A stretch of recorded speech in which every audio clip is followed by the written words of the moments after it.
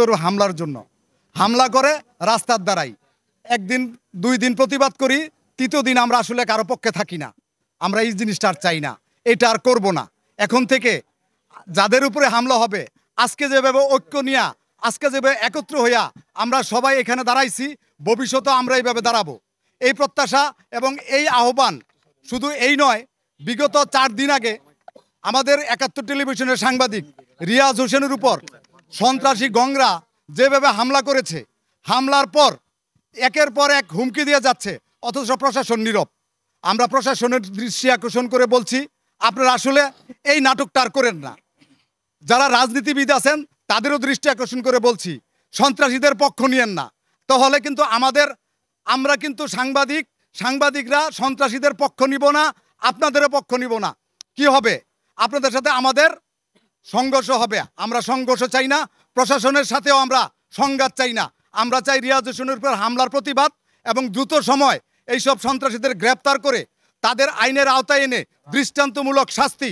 আরেকটা কথা, বিগত সময় যতগুলো সাংবাদিকের উপর হামলা হয়েছে, আমরা সব হামলার নিন্দা জানাই এবং ওই সব সন্ত্রাসীদের দ্রুত আইনের আওতায় এনে দৃষ্টান্তমূলক শাস্তি দেওয়ার জন্য সবিনয় অনুরোধ করছি। প্রশাসনের উপর দৃষ্টি আকর্ষণ করে বলতে চাই, আগামী 24 ঘন্টা সাইফুলের সূত্র ধরে 24 ঘন্টার মধ্যে অবশ্যই সন্ত্রাসীদের গ্রেপ্তার করতে হবে।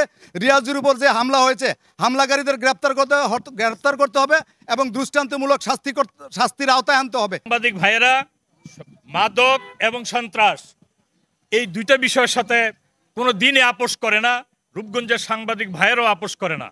সেই জন্যই এই রূপগঞ্জের সাংবাদিক ভাইয়েরা সন্ত্রাসীদের কবলে পড়ে সন্ত্রাসীদের হামলা শিকার হচ্ছে।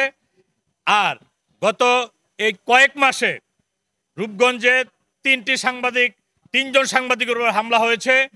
এর মধ্যে জাহাঙ্গীর ভাই, মীর শফিক ও সর্বশেষ রিয়াজ হোসেনের উপর একটি হামলার ঘটনাও উপযুক্ত শাস্তি হয়নি। সেজন্যই এই সন্ত্রাসীরা সাংবাদিকদের উপর হামলা করার সাহস পায়।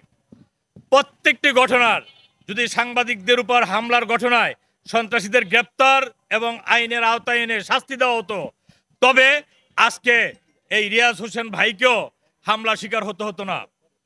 আমি আজকের এই মানববন্ধন কর্মসূচি থেকে আহ্বান জানাচ্ছি, রিয়াজ হোসেন ভাইয়ের উপর হামলার যে মামলা হয়েছে, এই হামলাকারীদের এবং উক্ত মামলার আসামিদের অবিলম্বে গ্রেপ্তার করতে হবে। অন্যথায় রূপগঞ্জের সাংবাদিক ভাইদের সমন্বিতভাবে পরবর্তী কর্মসূচি ঘোষণা করা হবে। আমাদের 24 এই আন্দোলনে সবচেয়ে গুরুত্বপূর্ণ ভূমিকা পালন করেছে আমাদের সাথে সাংবাদিকরা। যখন আন্দোলন পরবর্তী সময়ে আজকে আমাদের এখানে দাঁড়িয়ে শুনতে হয় সাংবাদিকদের উপর সন্ত্রাসী হামলা হচ্ছে, তখন আমাদের আসলে বিবেচনার বিষয় আমরা কতটুকু নিরাপত্তা দিতে পারছি।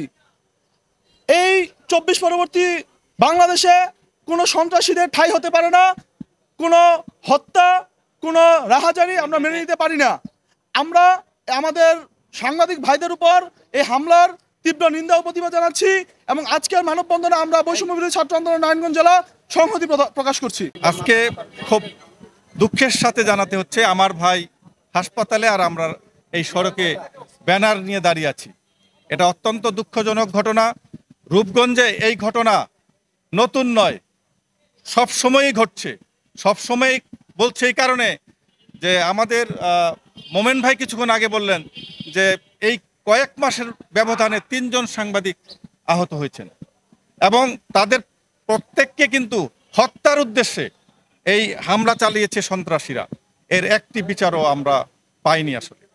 আর বিগত দিনে অসংখ্য সাংবাদিক নির্যাতনের ঘটনা ঘটেছে, খুনের ঘটনা ঘটেছে, একটিরও বিচার হয়নি। কেন বিচার হয়নি? আসলে আমি সাংবাদিক ভাইদের উদ্দেশ্যে বলতে চাই, আমাদের ঐক্যের প্রয়োজন।